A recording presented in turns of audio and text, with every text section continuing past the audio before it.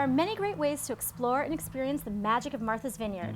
You might wander the miles of rolling beaches that ring the island. You might adventure out on the water, explore the lighthouses and whaling maritime paths of the island, or perhaps the Native American culture of the Wampanoag tribe in Aquinnah, or even follow a foodie trail across the island's farms, farmers markets, and restaurants. They're all great vineyard experiences, but we've got a relative newcomer, long in the making, that combines the rich history and cultures of the island with the unique sense of place and people. Hi, I'm Guinevere Kramer with Point B Realty. The African American Heritage Trail is all that and so much more. It's a fascinating, eye-opening experience that belongs on everyone's vineyard bucket list. It started with a single site in 1998.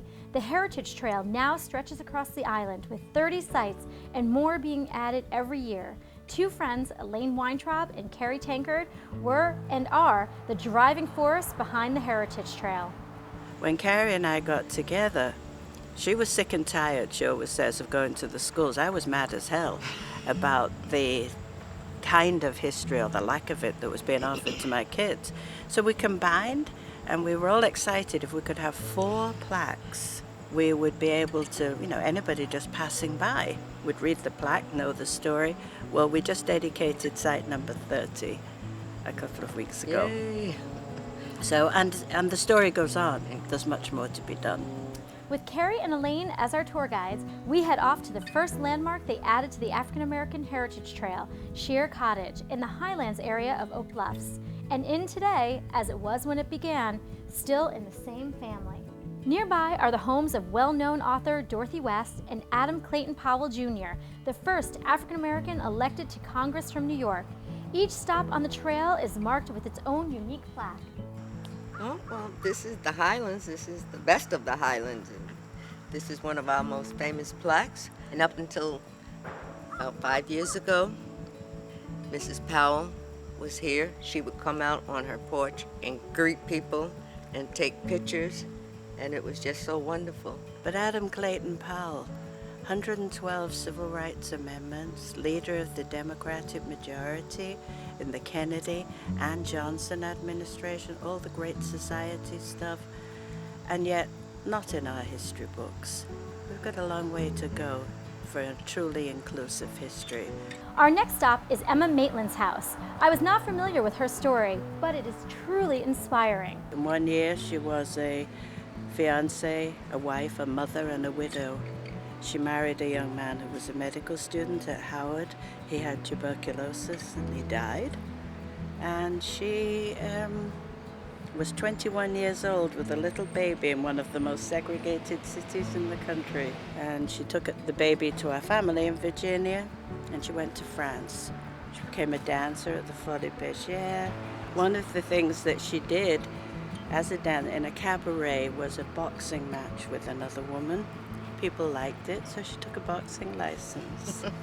And she became licensed to box in France and became the champion there and in New York City. And she was the world lightweight female boxing champion. She came back, she was in the early black theater, Harlem, Shuffle Along, Blackbirds, all the early stuff on Broadway.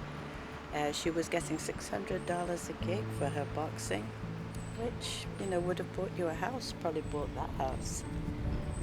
And then she had a 4th career. She became a nurse. When she was here on the island, vacationing and all, she would get dressed up in very fine clothes and stroll down to the beach like she was on a promenade or something. It was funny. The neighbors used to say, yeah, she used to get all dressed up to go to the beach. She was a... And she taught swimming at the beach to the young children down there, so she was special. In recent times, it may be President Obama and his family who hosted something of a summer White House here on the Vineyard. But during the 60s, right across the street from Inkwell Beach, labor union organizer Joe Overton's Villa Rosa was known as the summer White House of the civil rights movement.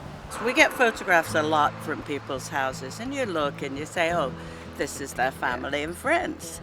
But you looked at these photographs, each famous face after another, you're recognizing people, from Fidel Castro to Jesse Jackson, A. Philip Randolph, And the house is dedicated to Dr. King, who stayed there.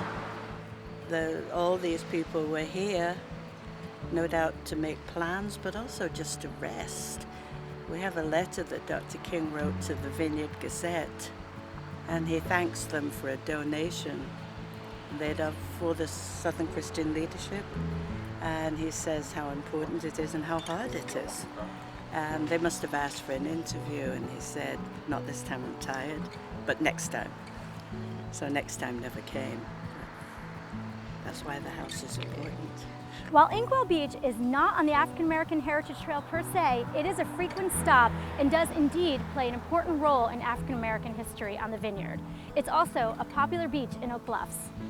It's not surprising that the African American Heritage Trail has become a hot ticket on Martha's Vineyard. They're incredible and you'll learn so much. And that's why the African American Heritage Trail belongs on everyone's Vineyard bucket list. For Point B Realty, I'm Guinevere Kramer.